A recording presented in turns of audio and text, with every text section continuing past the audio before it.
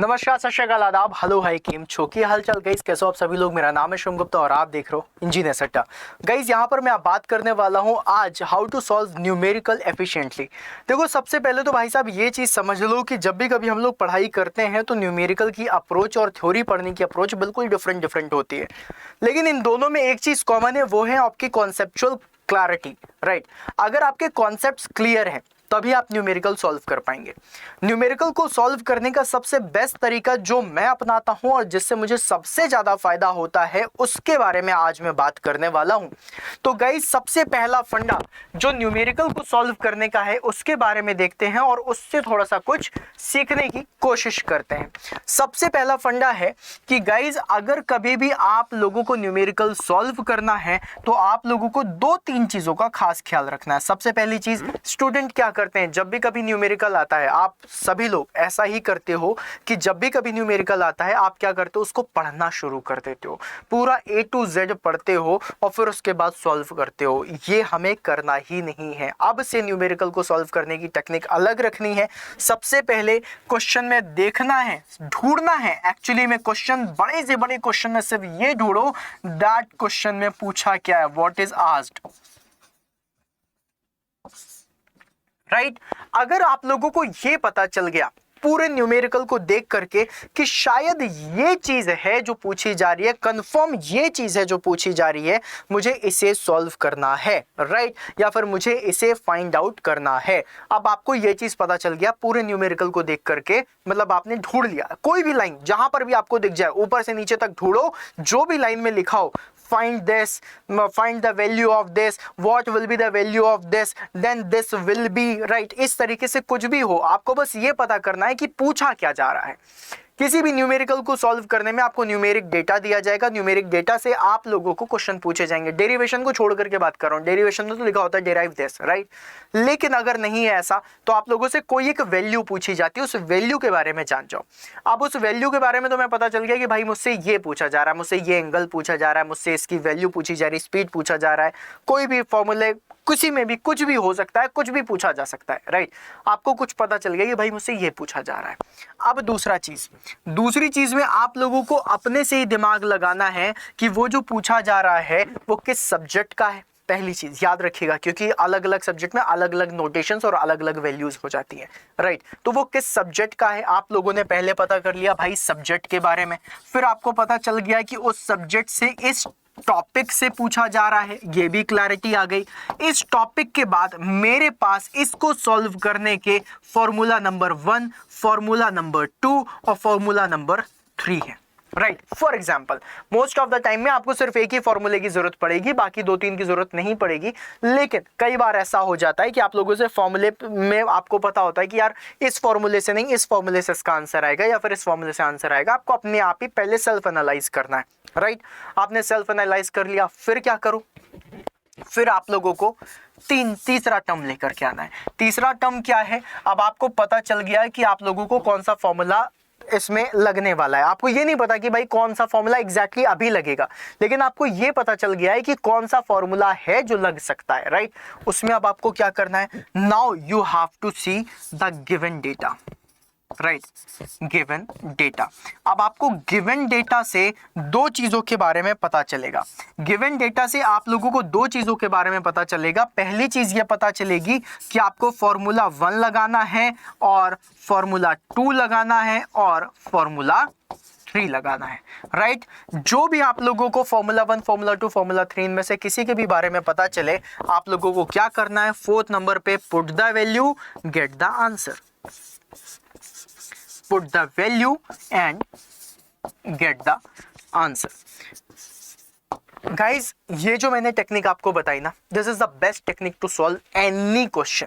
वहां पर जब भी कभी हम न्यूमेरिकल या फिर जब भी कभी हम न्यूमेरिकल क्वेश्चंस को करना चाहते हैं तो उसमें क्या होता है, पहले कुछ कहानी दी जाती है। राम इधर से जा रहा था, इस गाड़ी से जा रहा था, यहाँ से वहां पहुंचना था, वो इसमें लेट हो सकता है, ये हो सकता है, वो हो सकता है, बहुत सारी कहानियां दी जाती हैं। हमें उस कहानी से मतलब नहीं है, और वो कहानियां सिर्फ इसीलिए दी जाती हैं ताकि आप लोगों का दिमाग उस कहानी में जाए, इमेजिनेशन करने लग जाओ, फिर वो सारी कुछ करना ही नहीं है। न्यूमेरिकल सॉल्व करने में फॉर्मूला देखो, put the value, get the answer, और उस फॉर्मूले के लिए क्या क्या चीजें दी गई हैं और क्या पूछा गया, बस उतना पता होना चाहिए। बस अगर आपने ये कर लिया, one of the best technique होती है। यहां पर स्टूडेंट कहां पर कंफ्यूज होते हैं वो भी आपको बता दूं। कंफ्यूजन नंबर 1 जो आप सभी लोगों को होता है, राइट, कंफ्यूजन नंबर 1, पहला कंफ्यूजन क्या होता है, जब आप लोगों को एक्स्ट्रा डेटा दिया होता है, एक्स्ट्रा डेटा, राइट। कई बार क्या होता है, जब भी कभी आप लोग क्वेश्चन को सॉल्व करते जाते हो, क्वेश्चन में कुछ डेटा एक्स्ट्रा दे दिए जाते हैं और स्टूडेंट के दिमाग में ये डाउट आने लग जाता है कि यार ये जो दिया है इसका भी पक्का कहीं ना कहीं तो यूज हो रहा होगा, पक्का कहीं ना कहीं यूज हो रहा होगा, इसको भी कहीं पुट करते हैं और उसमें आप गलत फॉर्मूला पुट कर देते हो और आंसर गलत हो जाता है, या फिर आपसे बनता नहीं है क्योंकि आपको लगता है यार ये डेटा दिया कहीं ना कहीं तो यूज होगा। जरूरी नहीं है कि एक्स्ट्रा डेटा दिया हुआ है तो आप लोगों से वो क्वेश्चन में उसको यूज ही करना है, राइट। दूसरी चीज, दूसरा कंफ्यूजन, जब आप लोगों को लेस डेटा मिलता है, लेस डेटा जब भी कभी मिलता है तो स्टूडेंट इसमें कंफ्यूज हो जाता है कि शायद क्वेश्चन गलत होगा, या फिर शायद हो सकता है इसकी वैल्यू नहीं आ रही होगी, या फिर हो सकता है कि शायद जब अगर ये वैल्यू दिया जाए इनसफिशिएंट डेटा, लेस डेटा या insufficient data, most of the time हमें ऐसा लगता है लेकिन ऐसा होता नहीं है, राइट।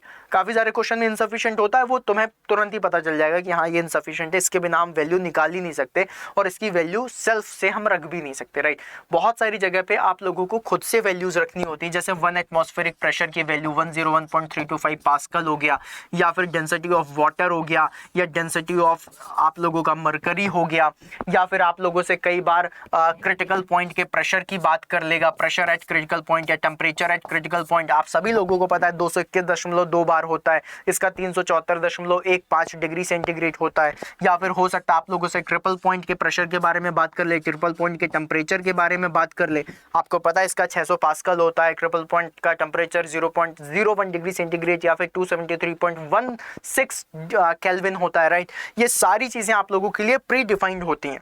अगर कभी भी ऐसा कुछ भी आए तो आप लोगों को यहाँ पर देखना है कि आपको आंसर क्या लगाना है। कई बार आप लोगों से कैपिलरिटी के फॉर्मूले में, जैसे कि आप लोगों ने पढ़ा हुआ है 4 sigma cos theta upon rho into g into d, आप लोगों ने यही पढ़ा हुआ है 4 sigma cos theta upon rho into g into d, right. आप लोगों को सारी वैल्यूज दे देगा लेकिन थीटा की वैल्यू देगा ही नहीं। जब भी कभी आप लोगों को थीटा की वैल्यू नहीं दिया हुआ है और क्वेश्चन पूछा है कॉस थीटा की वैल्यू को पूरा का पूरा 1 मान लो और सॉल्व कर दो, आंसर आ जाएगा।